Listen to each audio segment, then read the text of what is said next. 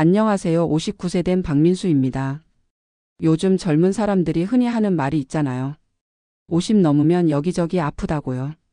맞는 말입니다. 저도 그런 줄 알고 대수롭지 않게 여겼는데요. 그게 큰 실수였다는 걸 뒤늦게 깨달았습니다.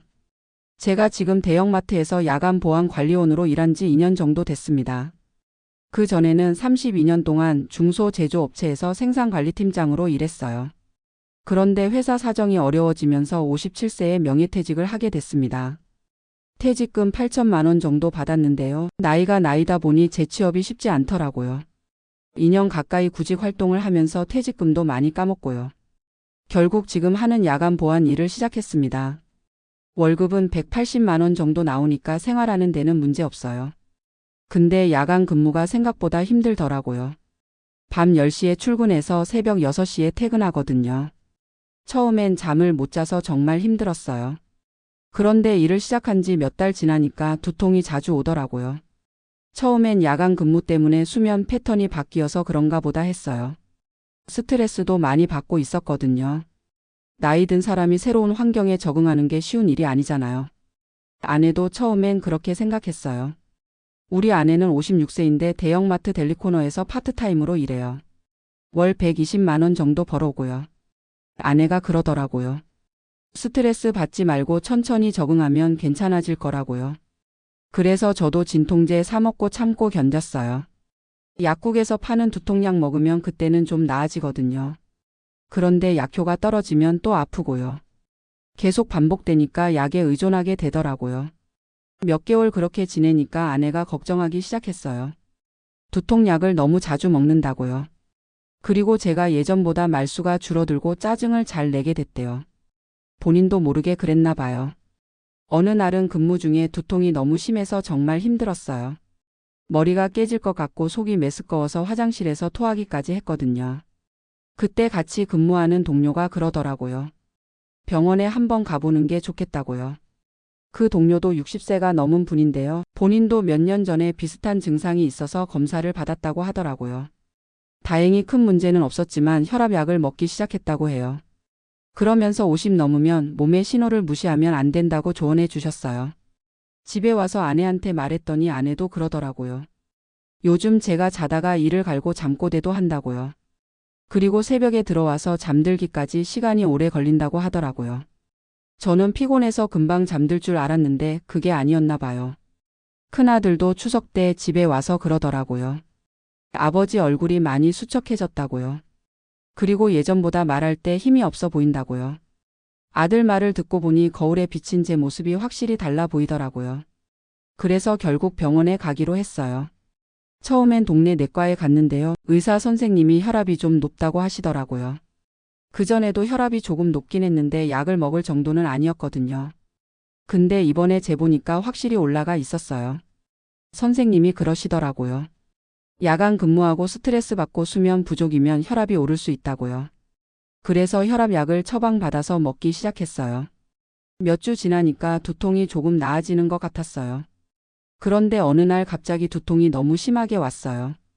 지금까지와는 차원이 다른 아픔이었어요. 머리 한쪽이 터질 것 같고 눈도 아프고요.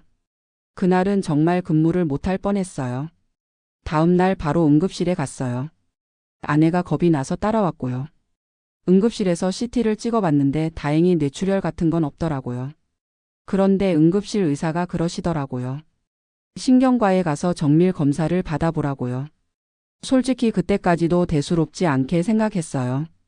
스트레스성 두통이려니 하고요.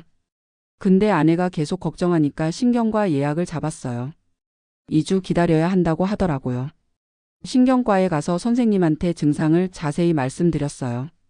언제부터 아팠고 어떨 때 더 심해지고요. 선생님이 몇 가지 검사를 해보자고 하시더라고요. MRI도 찍고 혈관 검사도 하고요. 검사 받는 동안 정말 걱정했어요. 혹시 뇌종양 같은 게 있는 건 아닌가 하고요. 인터넷에서 찾아보니까 온갖 무서운 얘기들이 나오더라고요. 아내도 많이 걱정했고요. 일주일 후에 결과를 들으러 갔는데요. 선생님이 그러시더라고요. 뇌혈관이 좀 좁아져 있다고요. 뇌혈관 협착증이라고 하시더라고요. 아직 초기 단계라서 큰 문제는 없지만 관리가 필요하다고 하셨어요. 그 말씀을 듣는 순간 정말 놀랐어요. 단순한 스트레스성 두통인 줄 알았는데요. 혈관이 좁아졌다는 게 무슨 말인지 잘 몰랐거든요. 선생님이 자세히 설명해 주셨어요. 나이가 들면서 혈관에 노폐물이 쌓이고요. 고혈압이나 스트레스가 더해지면 혈관이 좁아질 수 있다고 해요. 그러면 뇌로 가는 혈액의 양이 줄어들어서 두통이 생길 수 있고요. 심한 경우에는 뇌경색까지 올 수 있다고 하시더라고요. 그때서야 사태의 심각성을 깨달았어요. 만약에 그냥 두통약만 먹으면서 버텼다면 어떻게 됐을까요? 아찔한 생각이 들더라고요. 선생님이 다행히 일찍 발견해서 치료할 수 있다고 하셨어요. 치료 방법은 크게 어려운 게 아니었어요. 혈관을 넓혀주는 약을 먹고요. 혈압약도 계속 먹고요. 그리고 생활 습관을 바꿔야 한다고 하시더라고요. 금연은 원래 안 했고요. 술도 거의 안 마시는 편이어서 그건 문제 없었어요. 대신 규칙적인 운동을 하라고 하시더라고요. 야간 근무 때문에 운동할 시간이 별로 없었거든요. 그래서 집에서 할 수 있는 운동을 시작했어요. 출근 전에 30분 정도 스트레칭하고 가벼운 근력 운동을 해요. 그리고 퇴근해서도 산책을 하려고 노력해요. 새벽이라 조용하고 공기도 좋거든요. 식단도 바꿨어요. 아내가 혈관에 좋다는 음식들을 찾아서 해줘요. 등푸른 생선도 자주 먹고요. 야채도 많이 먹으려고 해요. 나트륨은 줄이고 칼륨이 많은 음식을 먹어요. 약을 먹기 시작한 지 3개월 정도 지나니까 확실히 나아졌어요. 두통이 거의 없어졌고요. 머리가 맑아진 느낌이에요. 잠도 전보다 잘 오고요. 6개월 후에 다시 검사를 받았는데요. 혈관 상태가 많이 개선됐다고 하시더라고요. 여전히 약은 먹어야 하지만 큰 걱정은 안 해도 된다고 해요. 정말 다행이었어요. 이 일을 겪고 나서 건강에 대한 생각이 완전히 바뀌었어요. 예전에는 아프면 그냥 참고 넘어갔거든요. 남자가 그 정도 가지고 병원 가냐는 생각도 있었고요. 나이 들면 원래 여기저기 아픈 거라고 생각했어요. 근데 그게 잘못된 생각이었어요. 몸에서 보내는 신호를 무시하면 안 되더라고요. 특히 50 넘으면 더욱 조심해야 해요. 젊을 때와는 다르거든요. 지금은 3개월에 한 번씩 병원에 가서 검사 받아요. 혈압도 재고 약도 받고요. 처음엔 번거롭다고 생각했는데 이제는 습관이 됐어요. 건강관리도 일종의 투자라고 생각해요. 주변에 비슷한 나이 분들 보면 저처럼 두통 때문에 고생하는 분들이 많아요. 그런데 대부분 스트레스 탓으로 돌리고 넘어가더라고요. 진통제만 먹으면서 버티고요. 그런 분들한테 꼭 병원에 가보라고 말해요. 특히 야간 근무하거나 스트레스 많이 받는 분들은 더욱 조심해야 해요. 우리 나이에는 몸이 젊을 때처럼 회복이 안 되거든요. 누적된 피로와 스트레스가 혈관에 영향을 줄 수 있어요. 두통이 자주 오면서 머리가 무겁거나요, 목이나 어깨가 뻣뻣하거나요, 잠을 잘 못 자거나 집중력이 떨어진다면요, 단순한 스트레스라고 생각하지 마세요. 신경과에서 정밀 검사를 받아보시기 바래요. MRI 비용이 좀 부담될 수 있지만요, 건강보험 적용되면 생각보다 많이 안 나와요. 저는 검사비로 총 15만 원 정도 나왔어요. 검사 결과 별 문제 없다면 그것만으로도 안심이 되고요. 혹시 문제가 있다면 일찍 발견해서 치료할 수 있어요. 저처럼 초기에 발견하면 약물로 충분히 관리할 수 있거든요. 그리고 평소에 혈압 관리도 중요해요. 혈압계 하나 사서 집에서 수시로 재보세요. 아침에 일어나서 한 번, 저녁에 한 번요. 혈압 수치를 기록해 뒀다가 병원 갈 때 가져가면 진료에 도움이 돼요. 운동도 꼭 하세요. 격한 운동할 필요는 없어요.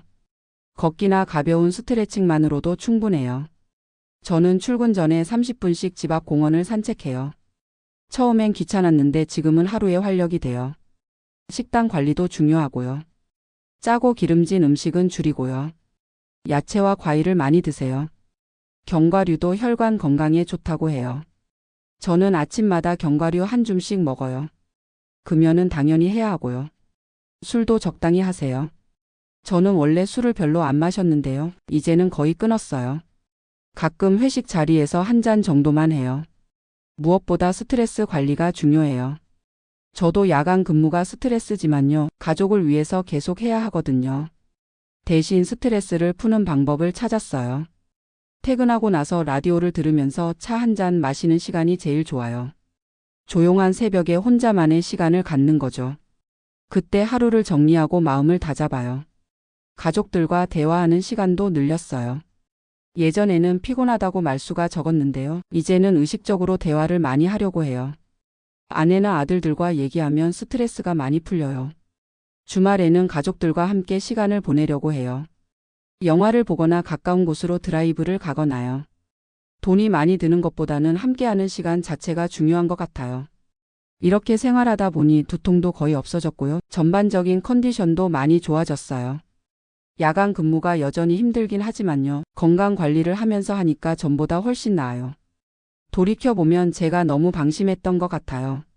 50 넘으면 건강검진을 정기적으로 받아야 하는데요. 회사 다닐 때는 회사에서 해줬지만요. 퇴직 후에는 소홀히 했거든요. 이제는 국민건강보험공단에서 하는 건강검진을 빠뜨리지 않고 받아요. 2년에 한 번 무료로 받을 수 있거든요. 거기에 추가로 필요한 검사가 있으면 따로 받고요.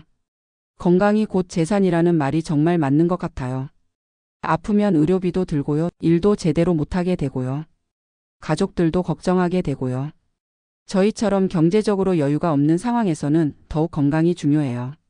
아프면 일을 못하게 되는데요. 우리 나이에 새로운 일자리 구하는 게 쉽지 않거든요. 그러니까 미리미리 관리하는 게 최선이에요. 젊은 분들한테도 하고 싶은 말이 있어요.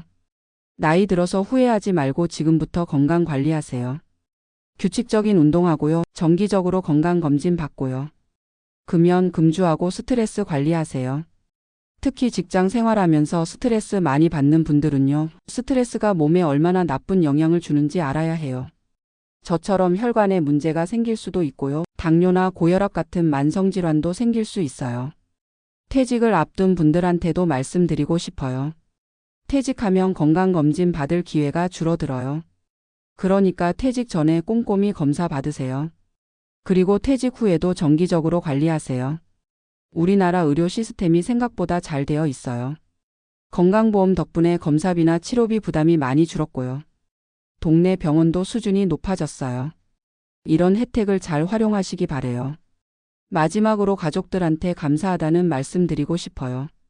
특히 우리 아내가 제 건강을 정말 많이 챙겨줘요. 병원 갈 때마다 따라와 주고요. 약 먹는 것도 체크해 주고요. 건강에 좋은 음식도 해주고요.